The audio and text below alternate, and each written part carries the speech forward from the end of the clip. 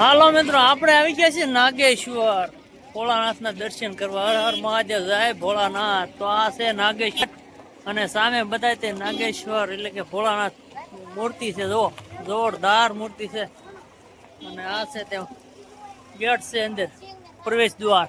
તો ભગવાનના દર્શન કરવા માટે જઈશું અંદર.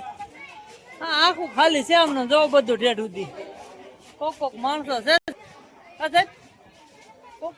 આપણે જેલમાં રહે તેવું લાગે છે. આખું પેક ખાવ.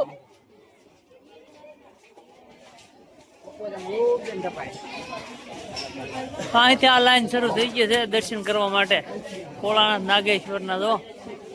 તો અહીંથી બધા પેલા ઓલો ગેટ શરૂ હતો ને હવે આ ગેટ શરૂ કરી, એટલે બધા અહીંથી મળે આવે છે. ઓ હા, આ આવા બધા ટપી રહ્યા છે. ઓલા ભાઈને કેમ છે? આ ભાઈ નું ટપાઈ ની દર્શન કરવા માટે આમ લાઈન માં હલાય. આપણે અહીંયા જો મિત્રો મંદિર ની અંદર પ્રવેશ કરી શક્યા છીએ. અને અહીંયા જે મંદિર નાગેશ્વર ભોળાનાથની લિંગની સ્થાપના કરવામાં આવી છે તેમના દર્શન કરો મિત્રો. અહીંયા જો લાઈવ દર્શન થઈ રહ્યા છે. જય ભોળાનાથ કોમેન્ટમાં લખી નાખજો જરૂરથી મિત્રો. ચાલો મિત્રો હવે આગળ વધીએ. અહીંયા મિત્રો નંદી મહારાજ બિરાજમાન છે. તેમના કાનમાં મિત્રો કંઈક ને કંઈક કહેતા હોય છે મિત્રો, કંઈક ને કંઈક માગતા હોય છે, તો સૌની મનોકામના પૂરી કરતા હોય છે. તો અહીંયા મિત્રો જો બધા ફોટા પાડી રહ્યા છે, શૂટિંગ ઉતારી રહ્યા છે. અને અંદરથી શૂટિંગ એલાઉડ નથી, બહાર ઊભા ઊભા બધાને ઉતારવા દે છે. તો અહીંથી પણ આપણે જો ભોળાનાથના દર્શન કરી લો. લિંગના નાગેશ્વર મહાદેવના જય જય ભોળાનાથ હર મહાદેવ. જરૂરથી કોમેન્ટમાં લખી નાખજો જય નાગેશ્વર મહાદેવ. તો મિત્રો જરૂરથી એક લાઈક શેર અને કોમેન્ટ કરવાનું ભૂલતા નહીં. નાગેશ્વર મહાદેવના દર્શન કરી લો મિત્રો, જરૂરથી તમને દર્શન. હા મિત્રો, તો જરૂરથી તમે આ મિત્રો નંદી મહારાજના કાનમાં શું કહી રહ્યા છે મિત્રો, તે તમને ખ્યાલ હોય, તે શું માગવાનું હોય, શું કહેવાનું હોય, તે જરૂરથી એક કોમેન્ટ કરી દેજો મિત્રો. કોમેન્ટ કરવાનું ભૂલતા નહીં મિત્રો. અને હા, જરૂરથી એક કોમેન્ટ તો કરજો મિત્રો. અને લાઈક શેર અને કોમેન્ટ કરવાનું ભૂલતા નહીં. તો આ છે નાગેશ્વર મહાદેવનું મંદિર. અને અહીંયા જો પ્રસાદ વેચાઈ રહ્યો છે. પ્રસાદમાં આખો થાળ મળી રહી છે. થાળમાં એટલે કે ત્યાં ધરવા માટે. અને આ બધો અત્યારે તેમનો બધો પૂંજાપો છે. અને અહીંયા છે તે આ બધી પ્રસાદી મળી રહી છે. તમે જુઓ અહીંયા પ્રસાદીમાં લાડુ છે, અલગ અલગ બધી મીઠાઈઓ છે. અલગ અલગ મીઠાઈઓ જ્યાં અહીંયા હાલતી હોય પ્રસાદમાં તે બધી મીઠાઈઓ મળી રહી છે. અને બધા પેકિંગમાં પણ મીઠાઈઓ હોય છે. અને અહીંયા છે તો જો પાર્વતીમાં બિરાજમાન છે. તો અહીંયા પણ મિત્રો બધા દર્શન કરી રહ્યા છે. જરૂરથી કોમેન્ટમાં જય પાર્વતીજી લખી નાખજો. જય પાર્વતીની લખી નાખજો. જો સરસ મજાનું સ્ટીલમાં ડમરું છે, ત્રિશુળ બનાવેલું. જુઓ ત્રિશુળમાં ડમરું પણ સરસ મજાનું છે. અને અહીંયા બે બાજુ ટંકોરા નાના નાના ટીંગારેલા.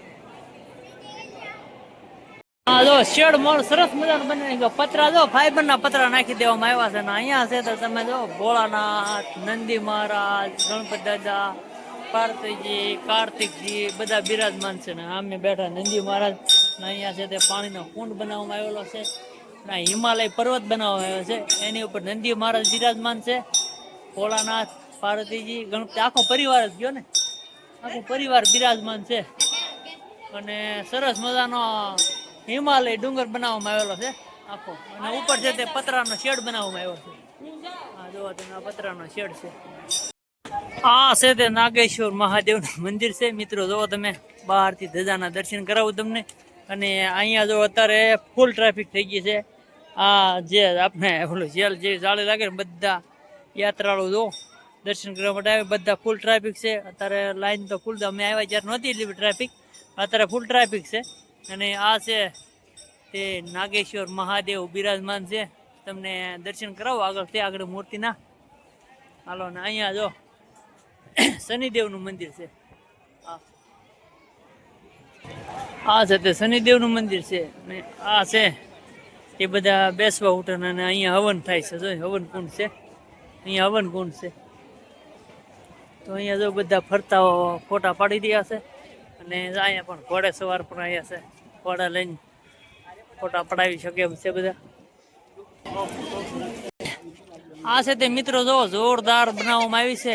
નાગેશ્વર મહાદેવ એટલે ભોળાનાથની મૂર્તિ એમ કહેવાય ને, પ્રતિમા. જેમું જય ભોળાનાથ. હર હર મહાદેવ. અહીંયા જો